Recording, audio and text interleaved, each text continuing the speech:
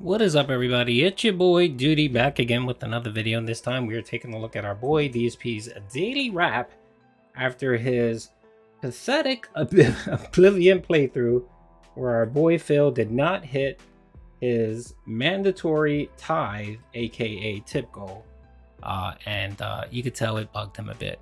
But so much that he got worried that the Dent started rebelling, and calling him out for being a beggar. And he actually spent about 5 minutes after his streams doing a very pathetic apology and more like explaining and justifying his begging, which he always does. So let's see what he has to say on his daily rap. He'll probably try to apologize yet again and explain why he's such a beggar. Alrighty everyone, good evening and welcome to the Daily Wrap for what was Tuesday, the 24th of January, 2023. Final consecutive streaming day of the week. And happy to say, we did get some stuff done that I was hoping we would get done today, because this is going to lead to, I feel, a much better streaming week when I come back from my break on Thursday.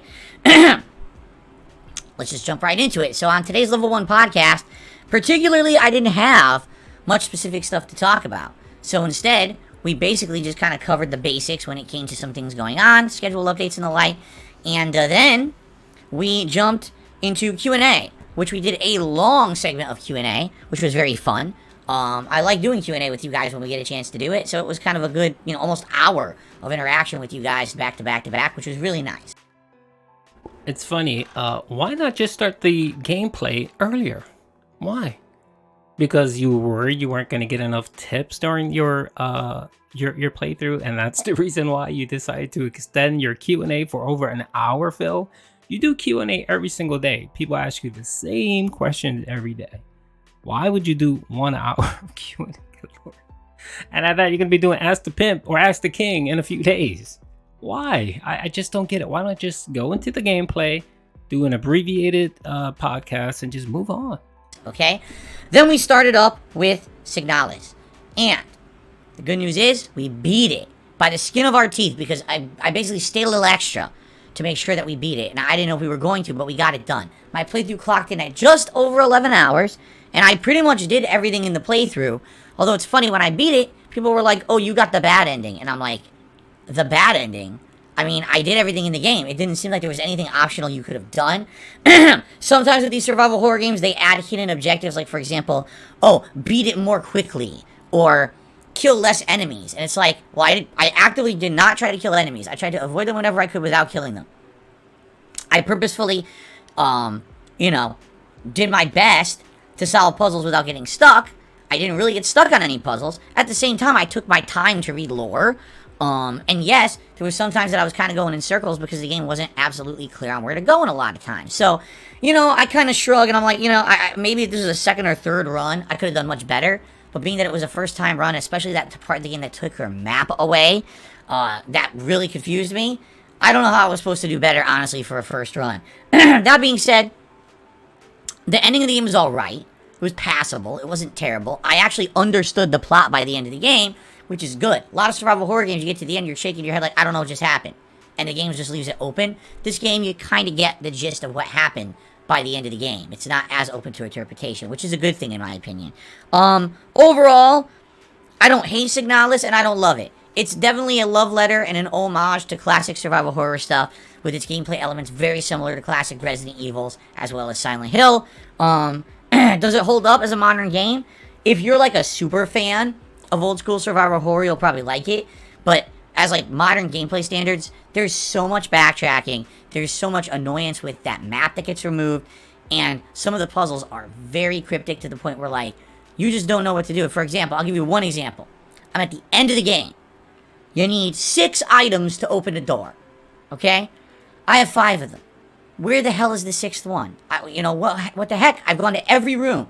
Oh, Phil, you missed it. There's a room that's literally full of like 5 enemies, and it's in the dark, and on a table in the middle of the room, in the middle of all the enemies, is the item that you needed to combine with another item to create an item that opened another scanner that opened a room or a door, a little compartment with an item in it. It's like, wait, what?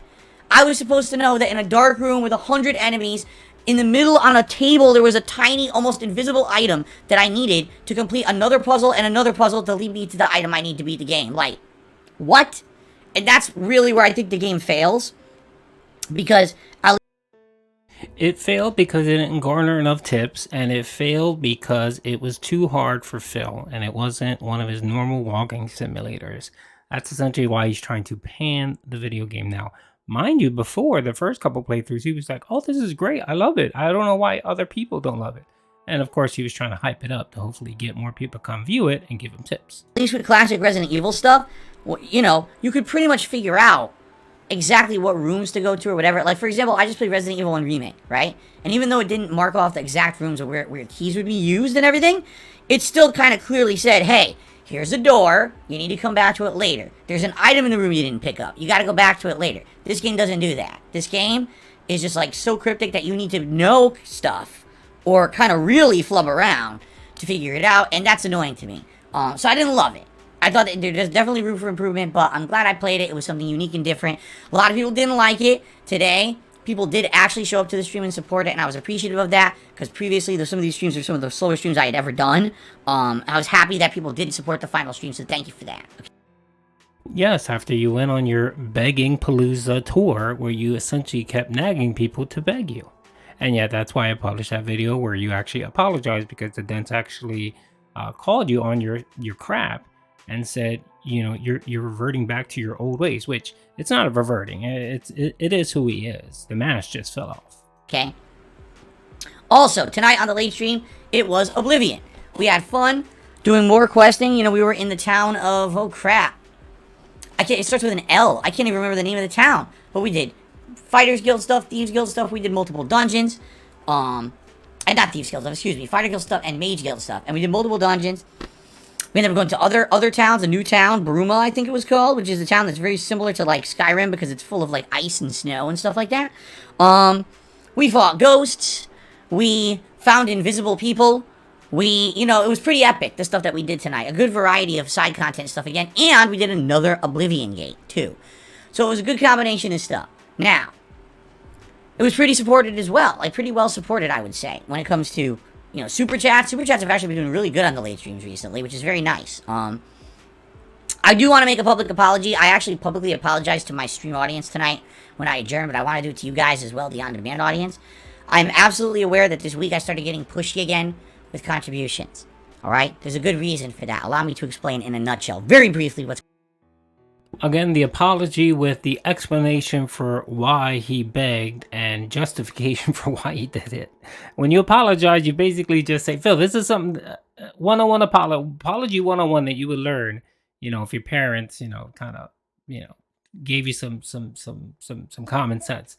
But essentially, when you apologize, you simply say, I'm very sorry for what I did. Please forgive me. It was wrong. I shouldn't have done it, and I will do better. That's an apology, Phil. When you say, I'm sorry, but, that's not an apology. Anything after but is bullshit. That's what didn't Ned Stark or Bed Stark, Beg Stark for Game of Thrones said, anything after but is bullshit. So Phil, that's not an apology, okay? Use it next time. Next time when you apologize, you basically just say, I'm sorry. My apologies, please forgive me. I will do better. Going on with me. A few months back, in the fall, when we were in the midst of the busy gaming season, two positive things happened.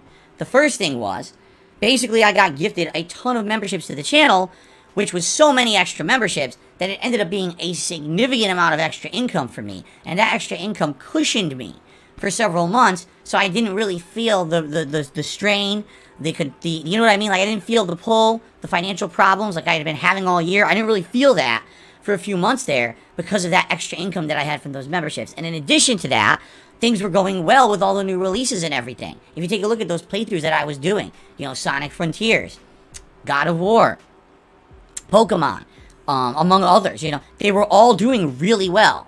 So because they were doing really well, all that pressure had been, like, relieved. It was like, I'm not thinking about this stuff anymore. I don't even have to think. That was the cool thing. I didn't have to think about what I was making or nothing. I could just play games and have fun.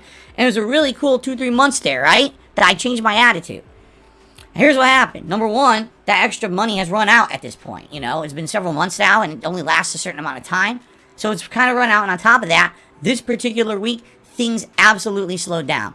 I had multiple days where I wasn't even making like the tier 1 goal on a stream, or I was barely making the tier 1 goal of tips on a stream.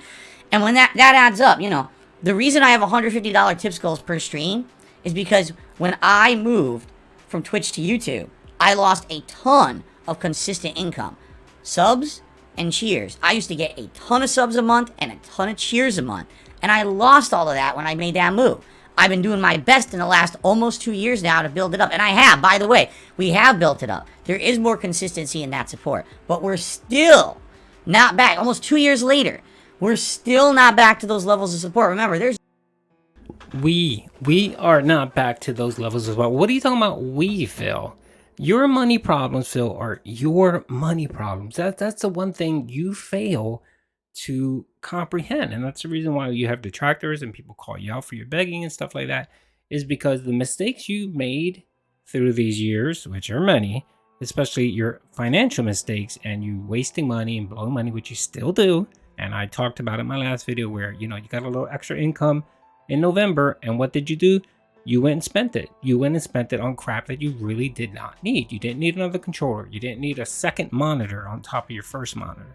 You didn't have to spend $1,000 on the TV, you know. So that's the reason why people call you out when you're begging, and that's the reason why people get annoyed with you when you continuously ask for more and more and more support, and then talk about how the reason why you do it is because you're not at the level you used to be with money. Again, that's your problem. You need to cut back your expenses, Phil. You maybe don't have 2 internet services. Maybe just have 1. You know what I mean? Maybe you know, you cut back on Netflix or whatever it is that you have. You know what I mean? Maybe, just maybe, you cut back on the DoorDash. Maybe you cut back on WWE Champions. And then you won't have these problems, Phil. It's been documented over and over again that you played up mobile games. It's documented that you order DoorDash several times a week. Money that you would normally have in your bank account saved for a rainy day when you have slow tips, you've already wasted it. You already wasted the money. So then you sit here and say, well, I don't have any money. Although you guys went above and beyond, I still don't have any money. And people sit there and say, wait a minute, you make over $120,000 a year. Why don't you have money? So yeah. There's no Amazon Prime, so you get free Prime memberships or anything like that. None of that. There's no sales on Super Chats like there used to be. There used to be sales on cheers and stuff. So I don't get any of that benefit, and it's tough because there's missing income there. And you guys have been so awesome with everything, you know, tips and everything, and I really appreciate that. But yeah, I still feel I'm still kind of building and working towards getting back to where I was. Almost there, but not yet, okay? So what ended up happening was this week, not hitting any of these tips goals basically set me back at a week when normally I'd be alright. I was like, whoa, what happened here? And there were games like Signalis that were getting almost no attention, almost no support. Same thing with One Piece, but One Piece I kind of expected. And it's one thing if you have one game that's not doing so well. When you have 2-3 games that aren't doing so well, now you're talking entire days of streaming that are slow. That's terrible. That's where it makes me feel very, very nervous. What's going to happen if I don't make a lot this week and I can't pay my bills and stuff, right? Right? And that's what situation I'm in. So, basically I got into a situation where I very stupidly fell back into my old ways this week. I started saying things like, we had slow days, please rally today, and stuff like that. No, it was before that. You got into your old habits where you wasted money. You got extra income, instead of saving it, you wasted it on stuff you didn't need. So now you didn't have that extra money to cushion yourself when you had slow days, Phil. That's the first stupid mistake you made. And I know people don't like that. You guys don't want to hear that. You just want to hear about the games. You just want to hear about the fun we're having with the games. You don't care about that. I know. But I get so nervous, and I'm flawed as a human, and it makes me feel like... Again, what did I say earlier? Anything after but is bullshit, and that's what he just said right here. But I apologize, but like things aren't gonna pan out, and I'm not gonna be able to pay stuff, and then I'm gonna fall behind again like I used to. Not good, right? So that's the situation I'm in. That's why it kind of turned into what it did this week. I apologize for that. Now, the good news is, when we come back on Thursday, which we're about to talk about, things are great this week. I'm off tomorrow on Wednesday, no streams. I am going to upload a special video for you guys. I have a 5-minute montage of the funny moments that actually happened during that. I'm gonna keep on. I'm gonna keep on. I do too. Hopefully I do better.